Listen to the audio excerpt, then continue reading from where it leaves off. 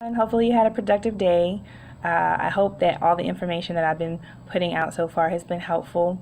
I did say that I would go ahead and give you guys a little bit more information about how I actually began or got started. I am no way, shape, or form an expert. This is my very first clinic, and so I just want you all to know that this is just mainly just to serve as kind of like a rough draft.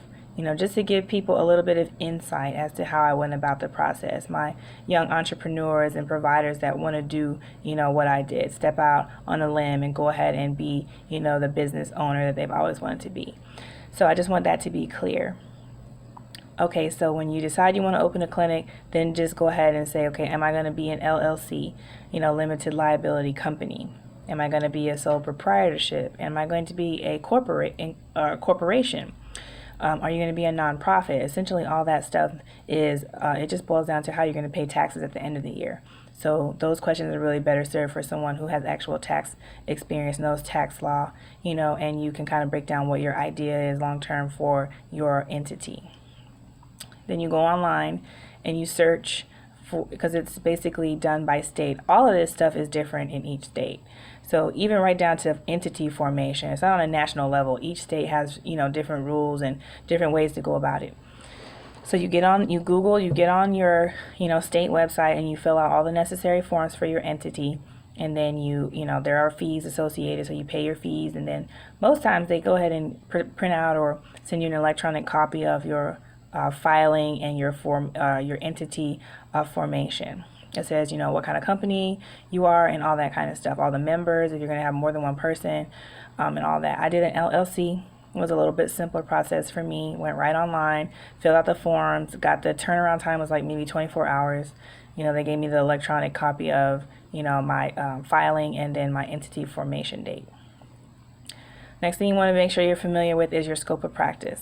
There's no sense in running and opening a clinic when you're not even sure or certain of what you can do as a mid-level provider. That is a really good way to get yourself into trouble. So you go onto your board of nursing websites, or you can use the American Academy of Nurse Practitioners. That's a really good resource also. To get information about scope of practice. It is different by state. There are about 18 states that have full independent practice. And even when they say that, that doesn't mean that you can just do whatever you want. For example, Nevada is considered a full independent practice state as of 2013. However, if you've been a provider or mid-level nurse practitioner, less than 2 years or have less than 2,000 hours of experience, you are required to have a collaborator if you want to write Schedule II medications. So anything on that list, you have to have a physician sign off on how you plan to prescribe those medications. So that's just an example. Just because they said full practice doesn't mean you can just, go out here and just, go crazy opening clinics.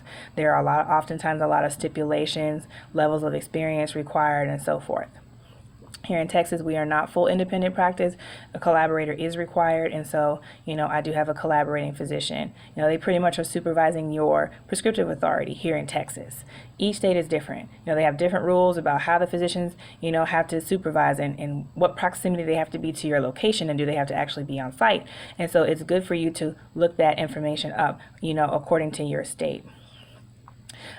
So once you figured out your scope of practice, and then it says whether or not you require a collaborator, then if you require a collaborator, you would start with the physicians that you know, the ones you have a relationship with first, because those are a lot of times easier to, get them to agree to be your collaborator, because essentially their license is on the line as well. They're partially responsible for anything that happens, in your clinic. So you do that, and you just walk right up to them, and say, hey, I'm so-and-so, or schedule an appointment, just give them your spiel, convince them, let them know what your vision is. And a lot of times they're willing to work with you. It's not as hard as people think it is. Sometimes there's, monetary, obligations and so forth. And even that varies by state. There are rules in states about how the physicians can be paid. And so, you really need to know that information before, you sign any kind of agreement. Here in Texas, it's all electronic. Texas Medical Board website, they really regulate that information. And they're the ones who are overseeing the partnership, so to speak. Just because you have a collaborator does not mean that you work for them. You are still the business owner. It is still your business, your entity. It's just that because of the law in your state, you are required to have that partnership as part of your practice, but they in no way, shape, or form are your employer. So hopefully those bits of information are helpful for everyone. You got some good nuggets to take away and some starting points and research points.